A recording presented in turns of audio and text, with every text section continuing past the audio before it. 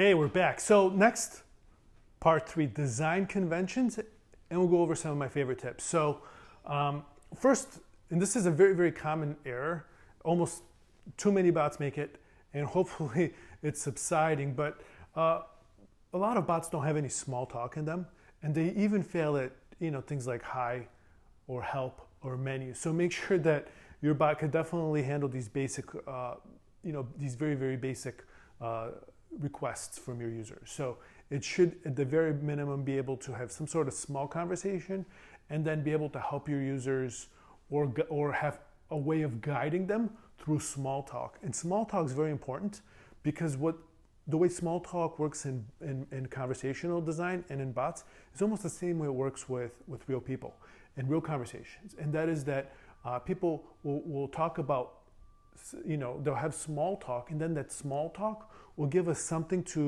that we have in common or something that we could latch on to, and then we'll go down that path and have a deeper conversation.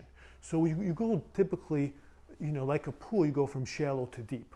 And so your bot needs to be able to do the same thing. It needs to be able to have some small talk, and then the small talk could act as a guide to get the people or your user right back into the main things and the main ways your bot could help them. Small talk is also one of the best ways to collect data and insights about your users. Through small talk, you could find out, if how old they are, if they're male or female. You could find out what kind of job they have. You could find out, demographical ASL information. You could find out personality information. You could find out all kinds of things just through small talk. So small talk is almost kind of like, it's almost like a magic power if your bot could do it well, and if it could do it with personality.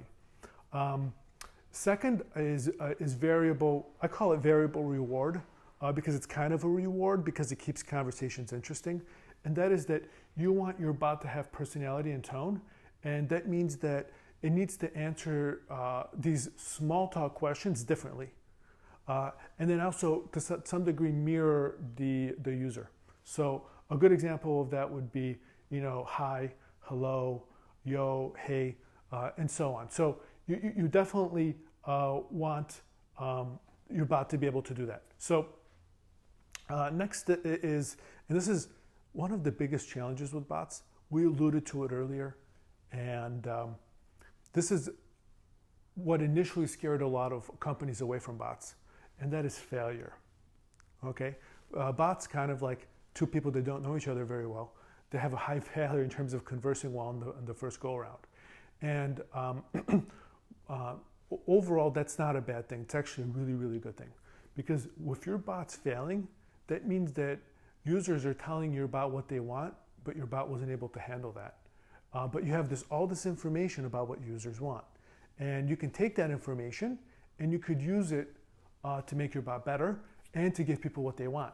You might discover things because of those interactions that you would have never been able to discover with the static app or website. For example, if let's say you're 1-800-Flowers and you're talking to your customers, your bot's conversing, and let's say the customers are always asking about a certain type of flower you never carry.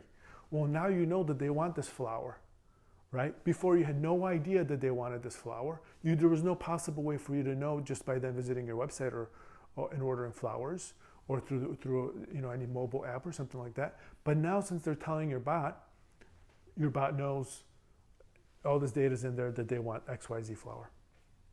The other thing is, you can think of failure in different ways. So one way of failing is that the bot just outright doesn't understand something, right?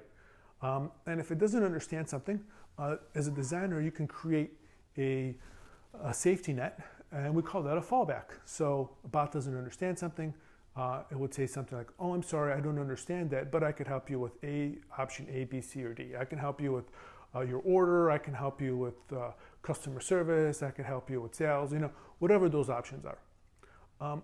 This would be kind of like a universal failure mechanism. No matter where they are in the bot or what the flow or context is, this can kind of act as a safety net.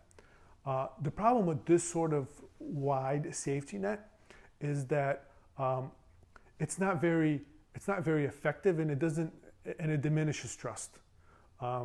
It's kind of like if you and I are having a conversation, and I was helping you do something, like I was taking your order, and then let's say you're at my coffee shop, I'm taking your order, and then I ask you what type of milk you want, and you tell me that you want oat milk, and I don't have oat milk, and I never thought that I would ever need oat milk, and my brain freezes up, and we have to start the transaction all over again, right?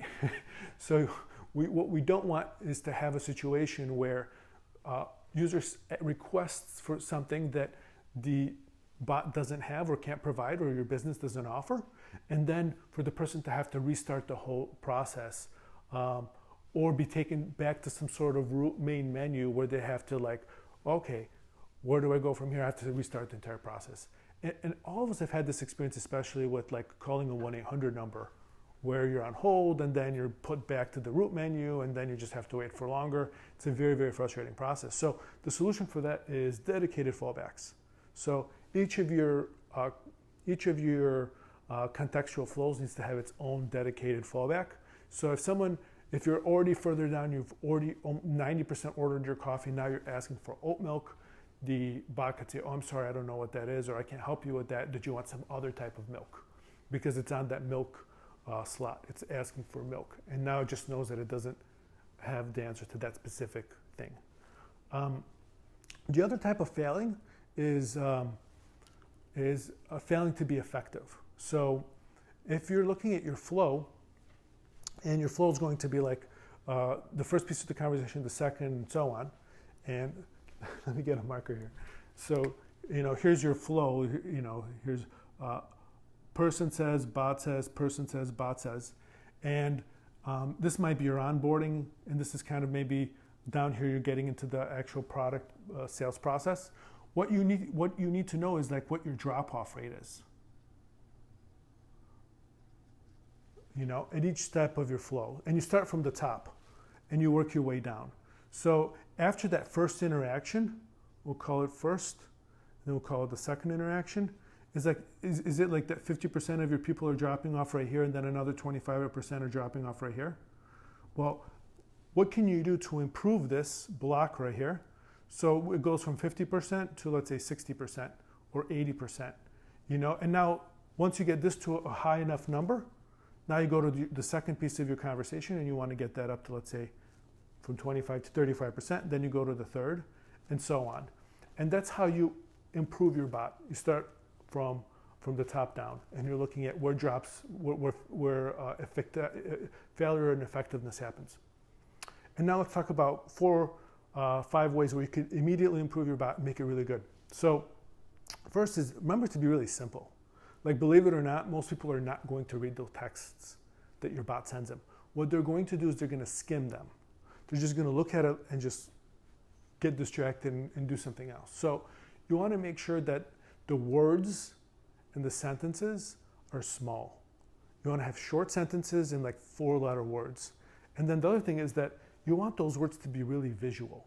So if you think about the way Trump talks, he talks in this way. It's like a 4th grade level of difficulty. So there is no cognitive load on the user. It's really easy. And you look at what he tweets, for example, or what a bot texts. It should be almost impossible for the person not to read it. And then you want to use words like wall instead of words like personality, because a word like wall is very visual. It's 4 letters. It's like you see the word wall written, and here we'll do it right here. And it's almost impossible for you not to read it. Like, you recognize it right away. It's like seeing a tree. Whereas personality, you can't even like describe or draw personality very quickly.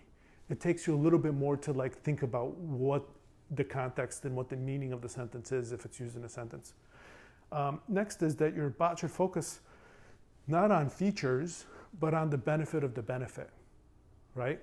Like the example with the raincoat is an example of the person trying to find out what the weather is. That's the benefit of that in the context of that question. And if they decide to buy a raincoat, they're buying it not because they want to own a raincoat, but because it's raining outside and they're not going to get wet. So it's going to keep them dry, right? So that, that's why like, people in Alaska aren't buying bikinis, right?